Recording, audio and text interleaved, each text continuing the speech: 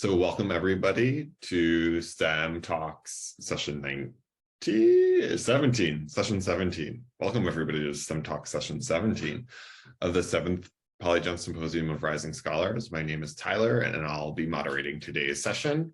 The goal of the symposium is to really celebrate and showcase the hard work of our Polygen scholars, all of whom have worked tirelessly on their projects over the past couple of months. We have 3 presenters in today's group presenting on a variety of topics today. A fellow member of the Polygens team will be scoring each student's presentation, and prizes will be determined after the event. If you have any questions as an attendee for you, you can put them in the question and answers. If you are a presenter, you can put them in the chat along the way.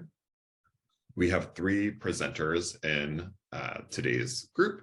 We have Karthik Nuti, Nesha Ashwin, and Moazzam.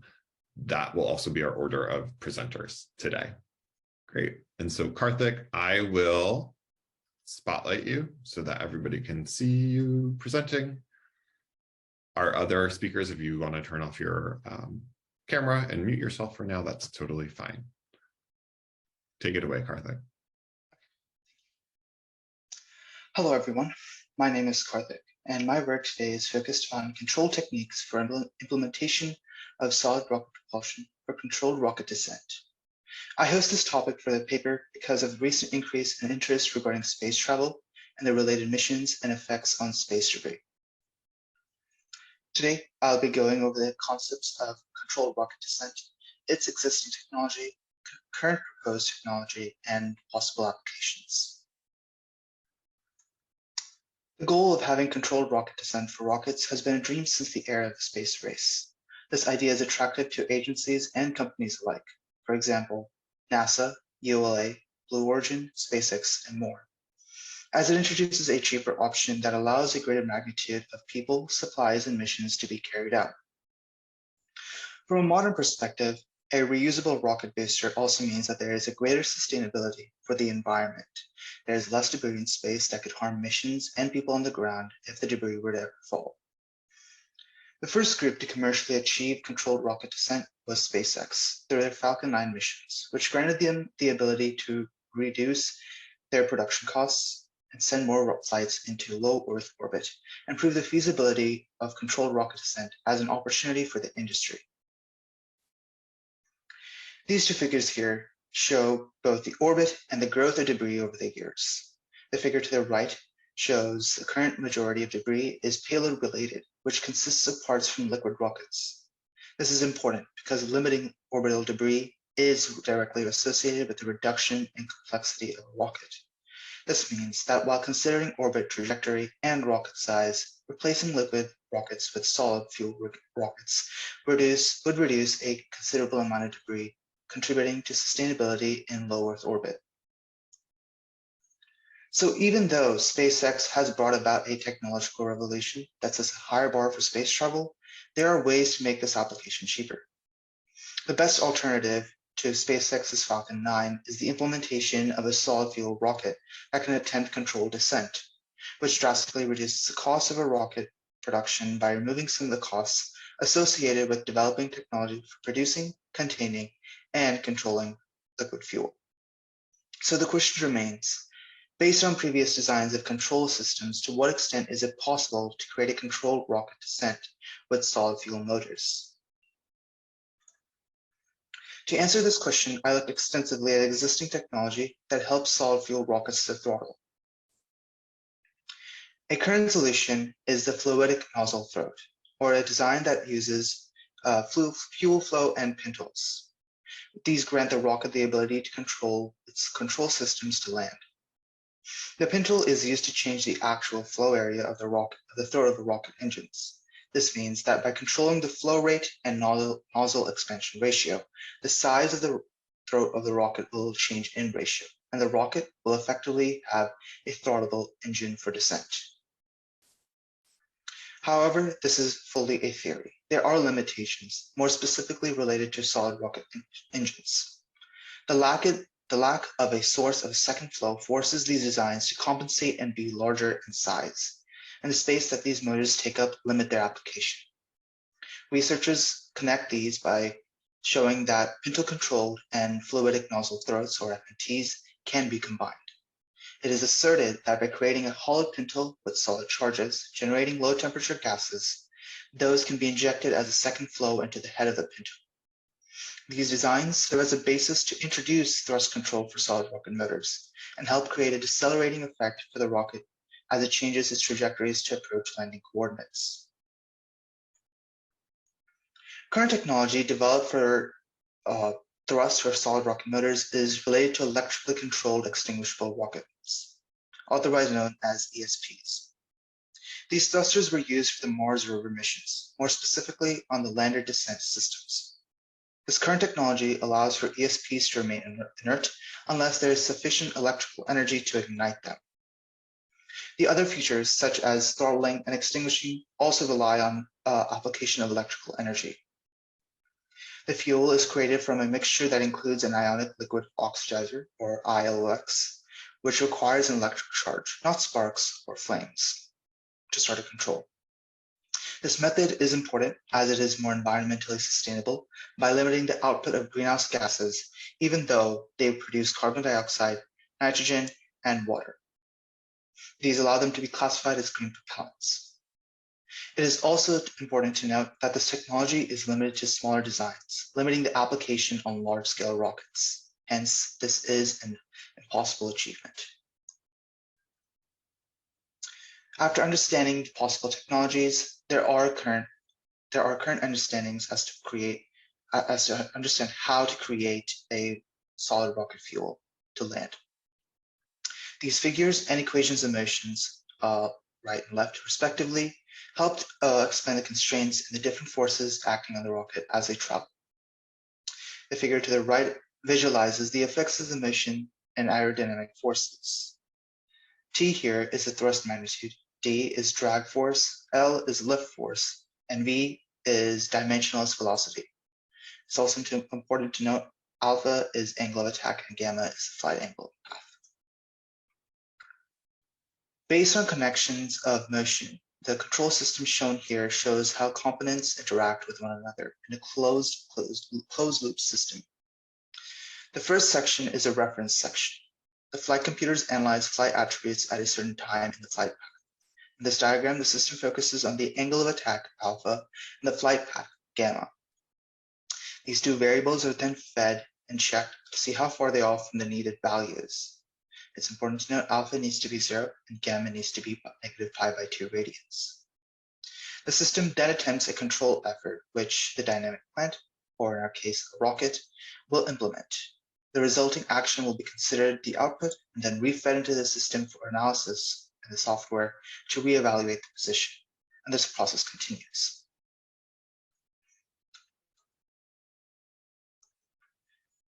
The main limitations to understand is that throughout the process, solid fuel rockets need to have throttleable engines.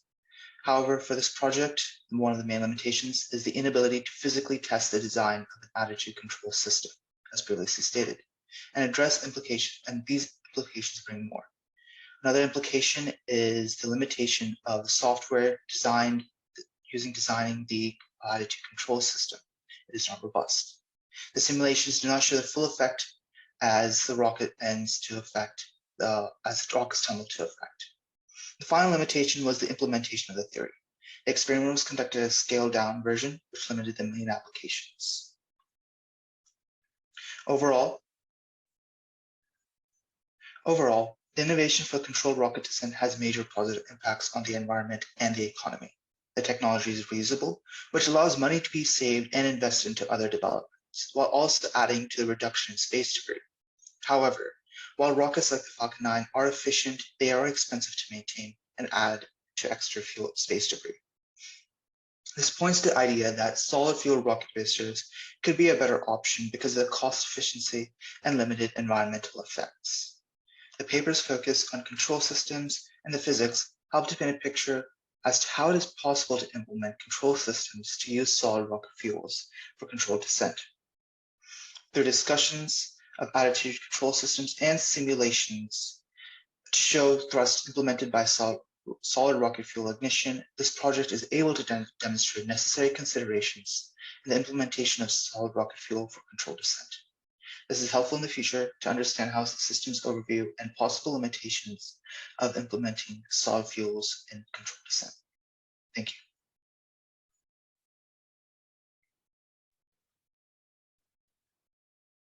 Great job, Karthik. Thanks for starting us off. We'll start with a question that came in from the Q&A that I see is from Lucy. Karthik, what was something that really surprised you in this awesome rocket research? Thank you for the question. One of the most major surprises was the amount of space debris that exists currently in our orbits. Understanding how the space debris mainly impacts how designs can be implemented and used. So through researching from researchers across the world, from China and US, we see that debris has accumulated exponentially over the years. And to outset this debris, while not only capturing them, it is important to see what designs can be made, to see what specific limitations our current designs, mainly with liquid fuel rockets, provide, and what we can do to limit them. Awesome. And do you think that's a trend? You know, you said it's like there's an exponential increase in space debris, and is there any sign that that's slowing down or anything, or do you think it will just, you know, continue to be a persistent issue in this space in the future? It is something that's been addressed multiple times. It is something that people have been looking into, especially NASA. They've been coming up with more ideas as to how we can capture this space debris and possible reusability in space itself. Right now, at the current moment, the agencies and companies alike haven't been able to provide a specific solution. So the current trend does seem to be that it could continue, but it isn't something that will continue because there is research that is being provided. Thank you. Great, thanks. And if anybody has, you know, questions, we'll also have time at the end. So if anything comes to mind that you want to ask Karthik by the end, feel free to also put that in the Q&A.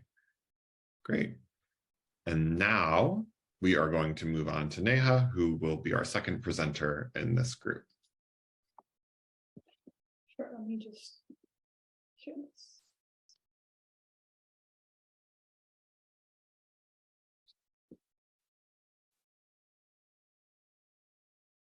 All right, so everyone can see my screen? Yes, I can see it. You're all set. Perfect. So, hi everyone. My presentation is about the efficiency of ocean iron fertilization at reducing current and future carbon dioxide levels. My name is Nesha Ashwin and I'm a senior at Evergreen Valley High School. With the increasing amounts of carbon in the atmosphere, it's become increasingly noticeable that we need to take drastic measures to reduce our carbon footprint.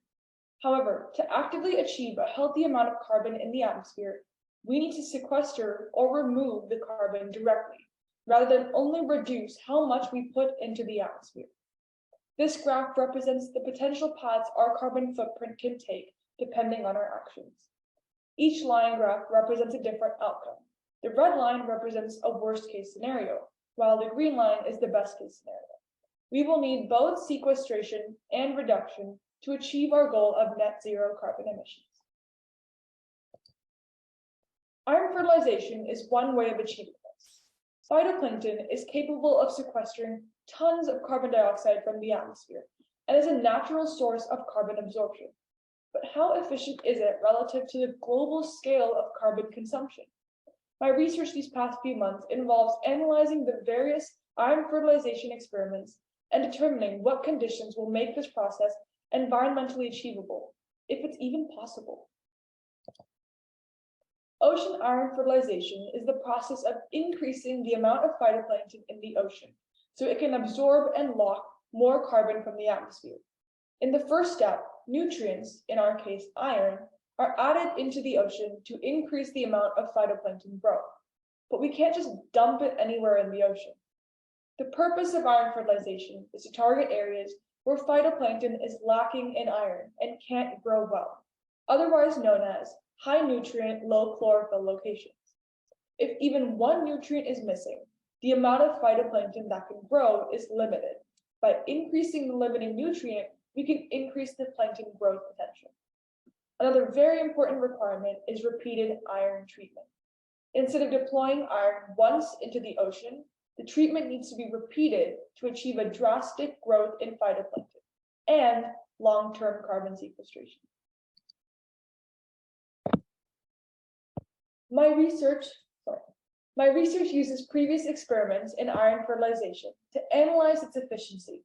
Shown here are some key experiments of the geoengineering technique. IronX1 and IronX2, our primary experiments for this research, are subsequent experiments that build off previous research to improve the results. IronX1 was an experiment with only one deployment of iron, whereas IronX2 had multiple deployments in the span of 17 days that significantly improved the amount of phytoplankton. Deployment at days 1, 3, and 7 resulted in 30 times as much phytoplankton biomass and drew out overall 2,500 tons of carbon dioxide. ISONEX is another multiple infusion experiment that was used as a reference for my modeling. This 23-day experiment removed approximately 1,400 tons of carbon dioxide from the immediate atmosphere. Taking the statistics and results from IronX2 and ISONEX experiments, we can analyze the carbon impact they both have on the atmosphere by comparing it with our previous graph. First, we need to determine how large of an area iron fertilization needs to cover.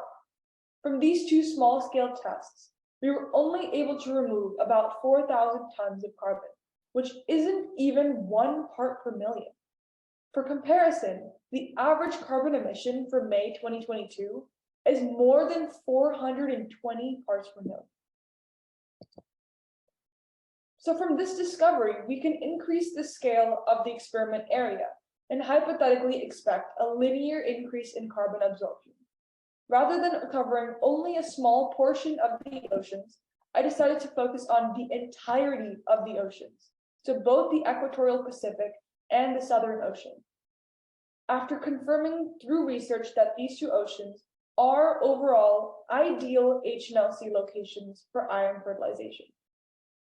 And assuming relationships between area, amount of iron, and carbon are linear, the experiments together remove approximately 2 billion tons of carbon, which is 0.866 parts per million. That's our magic number. Each year, we can potentially remove 0.866 parts per million from our atmosphere. Long-term carbon sequestration remains underground for 100 to 1,000 years before cycling back into the atmosphere. So removing 0.866 parts per million actually adds up over time and removes a significant amount of carbon from the atmosphere. This model represents a comparison between our previous line graph and how that graph could change with iron fertilization. As we can see, over time, the amount of carbon removed increases by the year, since whatever was previously absorbed stays underground.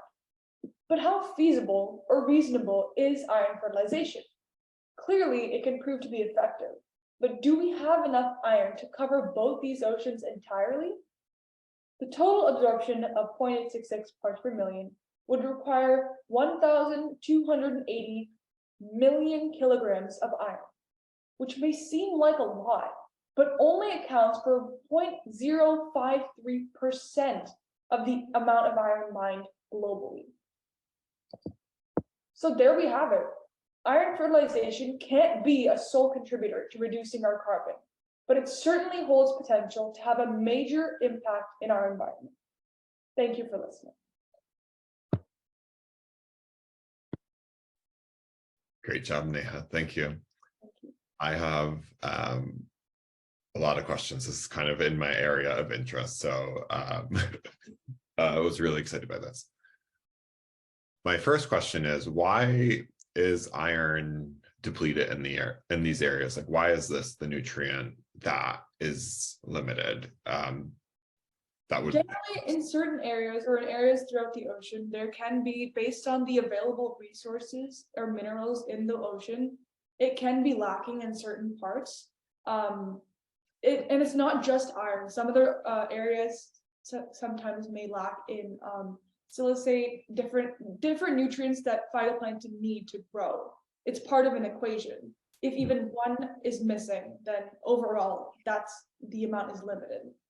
So yeah.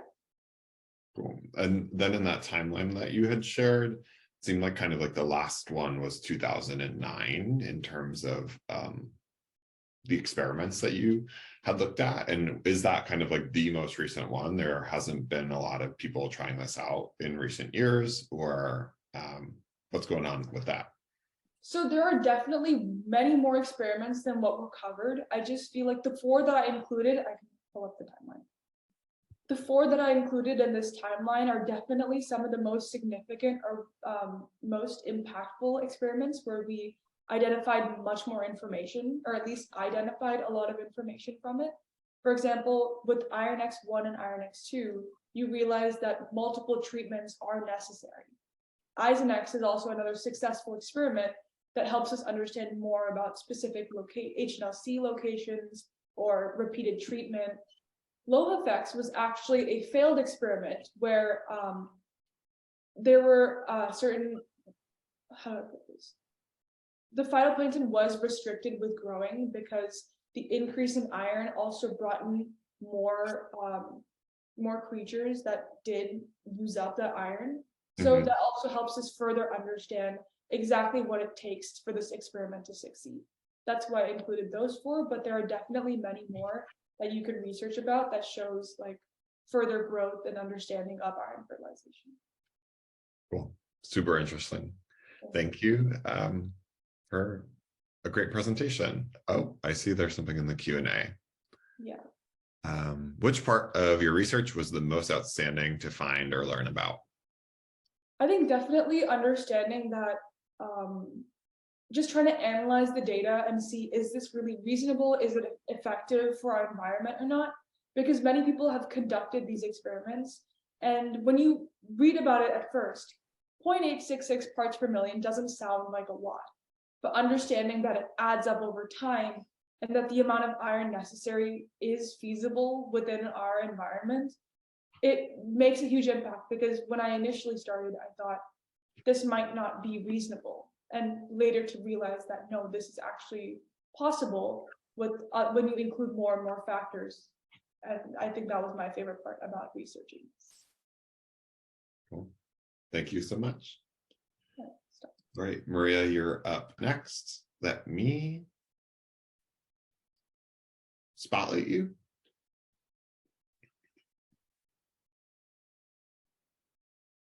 Oh, wait, hold on. Are you able to see my screen? Yes, I can see it.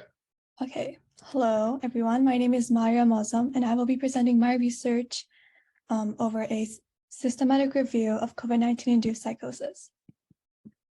So here's an overview of everything that I'm going to be discussing today, starting off with introductions and definitions of what COVID-19 and psychosis are and the connection between them and how they're affecting us currently. Next, we're going to be discussing different case reports, followed by possible explanations to why this is occurring, wrapping up with conclusions. So, what is psychosis? What is COVID-19, and what connects them? So, as we've been engulfed by a pandemic for the past few years, COVID-19 is a respiratory disease caused by SARS-CoV-2, derived from SARS and MERS, which are different respiratory syndromes. And next we have psychosis, which is defined to be a mental condition where the patient loses contact from reality. Symptoms of psychosis include delusions, hallucinations, inappropriate behavior, and incoherent speech. Here is a diagram kind of showing how psychosis works and affects our whole body, not just the brain. So there are some common misconceptions about delirium, psychosis, hallucinations, and delusions, as they are commonly used in everyday language.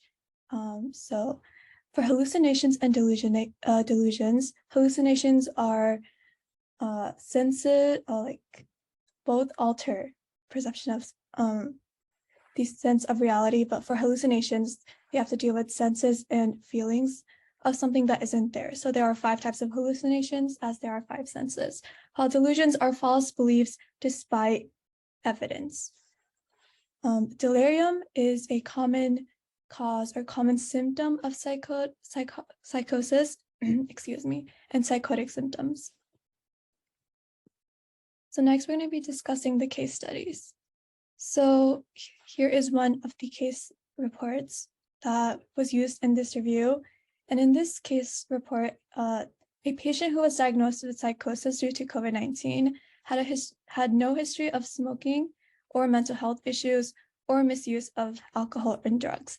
However, the first time he came to the ER, he was diagnosed with COVID-19 and hospitalized and then released. However, once he came back, he showed extreme signs of severe agitation and self-harm and was readmitted into the hospital. After 3 weeks of treatment, he was calm and back to normal with no memory of what had occurred. In this case study, there were 3 different reported cases of hallucinations and basically were diagnosed with psychosis after contracting COVID-19. So in this case study, the researchers hypothesized that certain coronaviruses are now being associated with psychotic symptoms, including asymptomatic patients. However, there were some limitations in these, including a lack of brain CT scans and labs in general. Here is a summary of case reports over all of the different papers and the reported patients and their different time periods, history, basically all of their conditions. So this table has a bunch of commonalities, such as a lot of these patients were treated with the same medicine, such as haloperidol, lorazepam, and olanzapine. Excuse me. There were a variety of asymptomatic and symptomatic patients. So not all of these were admitted.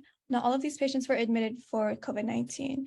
Most of them, or I guess 50% of them, were asymptomatic and were mostly admitted due to their psychotic symptoms.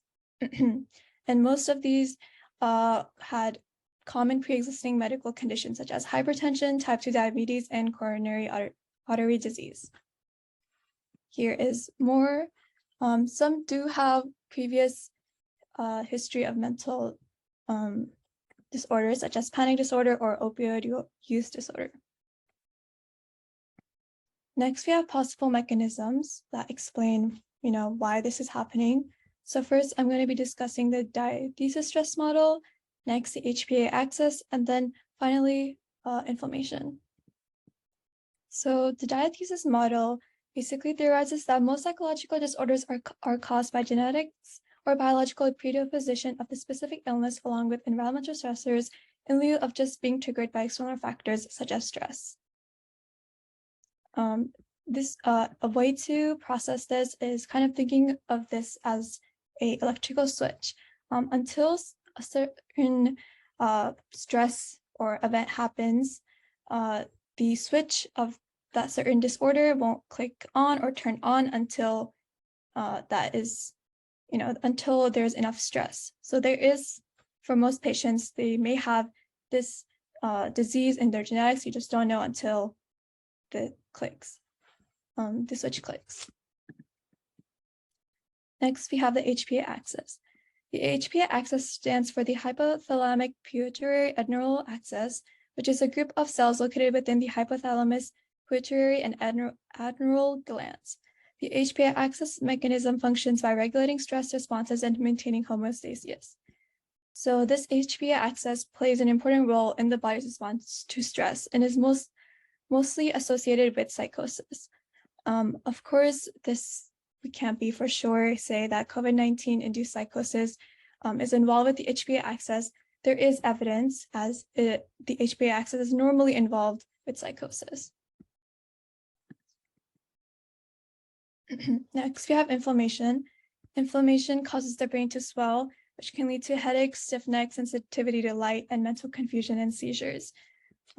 Specifically for this condition, we theorize that there are 3 types of inflammation that could be affecting it. For example, vasculitis, which is the inflammation of blood vessels, or encephalitis, which is the inflammation of the brain, or inflammation of the Current pathway, which is common in psychosis. So the Current pathway is connected to the immune system, and the neurological conditions become more apparent when it's related to the Current system, as it is a primary route for tryptophan catabolism in the liver and the starting point for it. So in conclusion, though there is a lacking information in research such as clinical trials and studies, there is, however, enough evidence to research this further, as psychosis could be a new possible symptom and side effect of COVID-19. Thank you.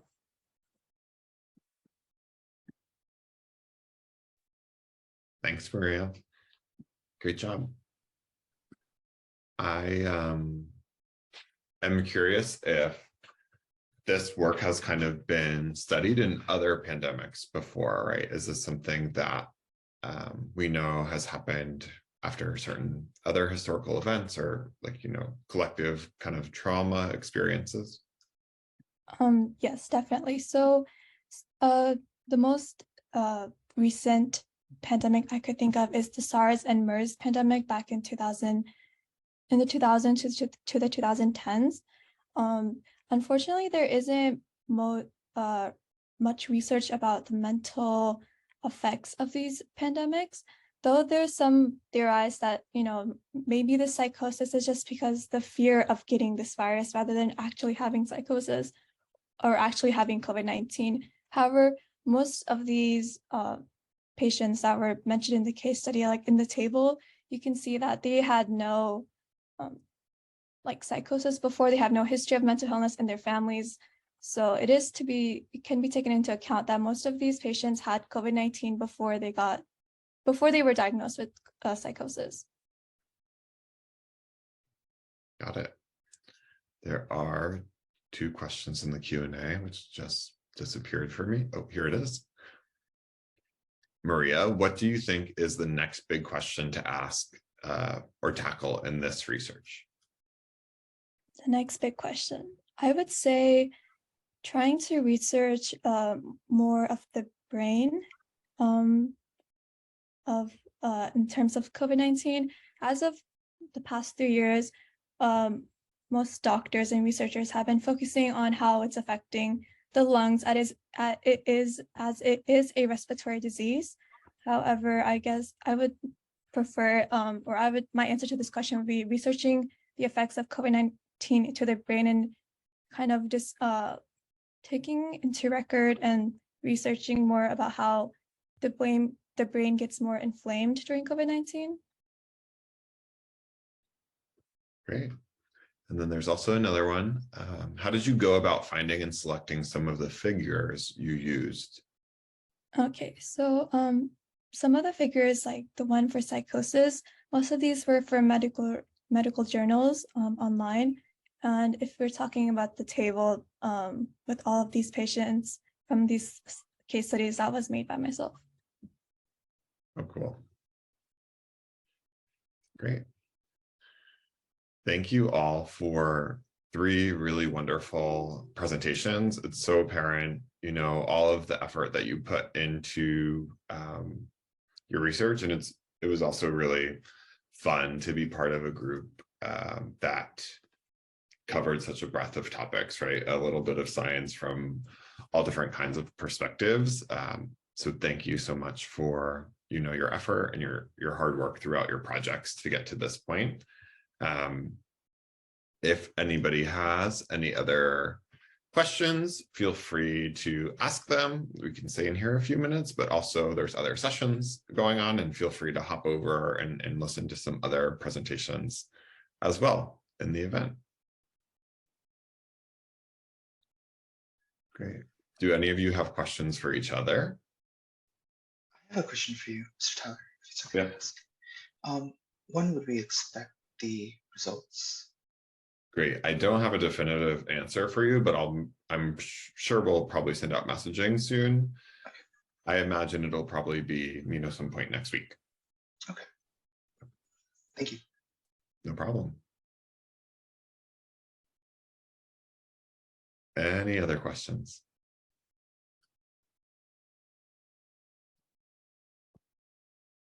All right.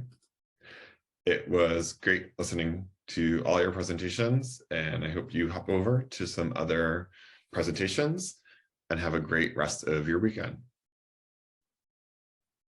Thank you, you too. Bye-bye. Bye-bye. Thank you. Bye. Thank you.